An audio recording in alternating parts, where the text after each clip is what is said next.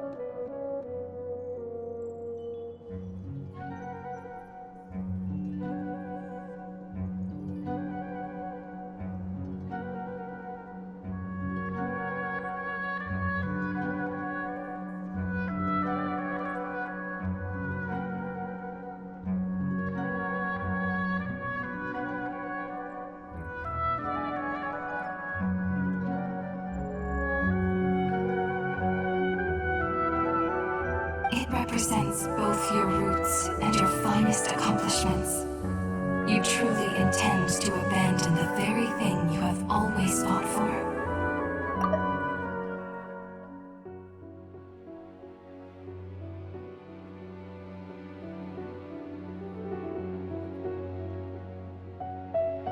This is my decision. Irminsul has been corrupted beyond redemption. Irminsul is the original tree of Teyvat.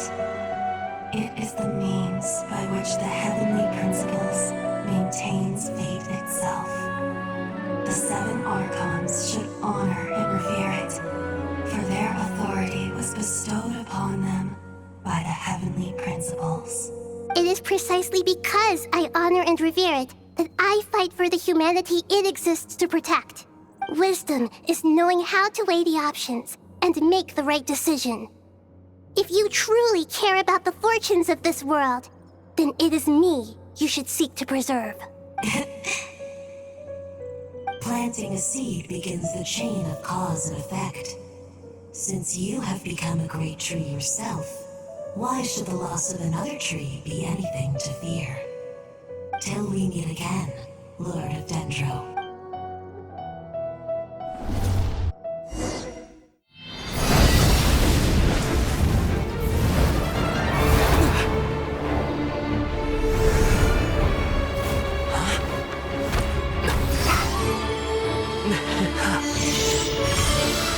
The first flame. The pure, cleansing fire.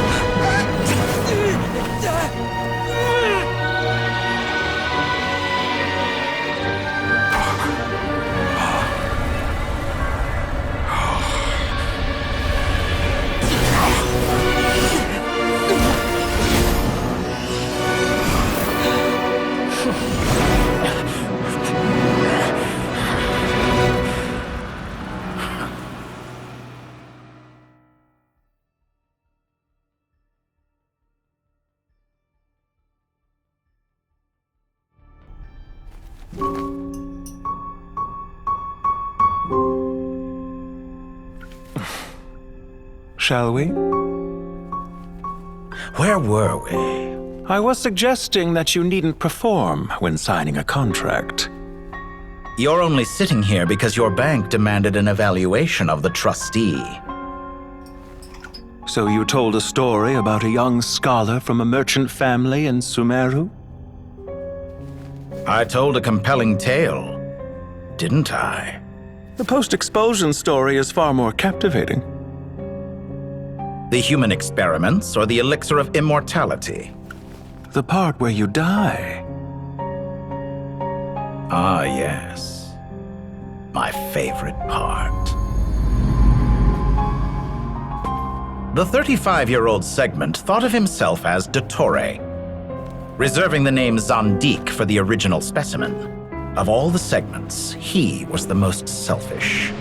After his expulsion, Dottore searched for a new direction. He joined the Fatui, studied Elazar in great depth, secured resources. He was rather fortunate in his career. Zondik turned to Conrian technology and successfully created his segments. But this was not immortality. Even with backup segments, his body would still age. Still, thanks to Snezhnaya, Zondik found the ideal base for his experiments. Then a perfect partnership materialized at a crucial moment. The year that both parties realized they needed more time. Fortunately, Zondik succeeded. In a miraculous turn of events, he gained the extra time he needed. I seem to recall it differently. All right, it's true. No matter how much elixir he took, Zondik remained human and continued to age. Then, on the morning he turned 85... Help me up! Call for help! Surely he would be rescued, Zondik thought. But to his surprise, no one helped him. Zondik was too selfish for that. Don't forget, you're one of us. Yes, and we're all waiting. Waiting for me to die.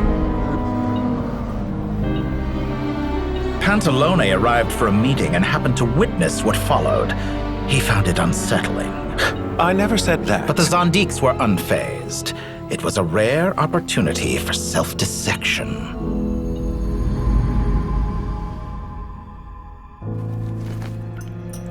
What does all that have to do with you depositing your data at Northland Bank?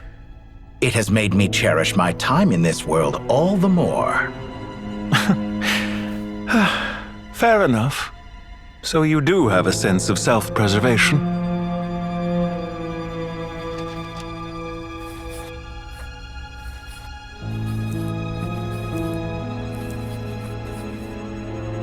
What do you mean? You're hardly normal, and you don't cherish life. You just don't want to admit defeat in the limited time you have. Even so, don't I deserve an interesting ending? I'm counting on it.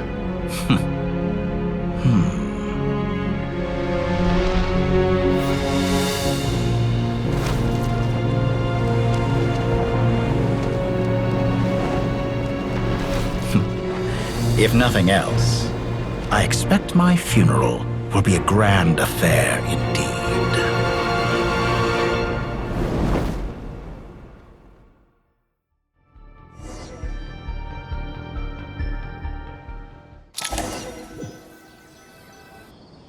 What a magnificent fire.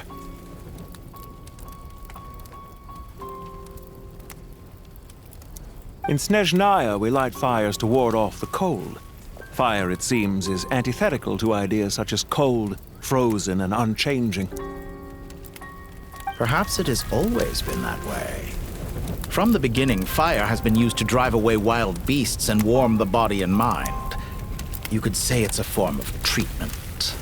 One that cures the human heart of mortal fear. Mortal fear? Something you haven't been acquainted with in a long time, by the sounds of it. Whereas you, I'm sure, must know the feeling quite well indeed. I remember when we first discussed the elixir of immortality, you claimed that extending your lifespan was about buying more time.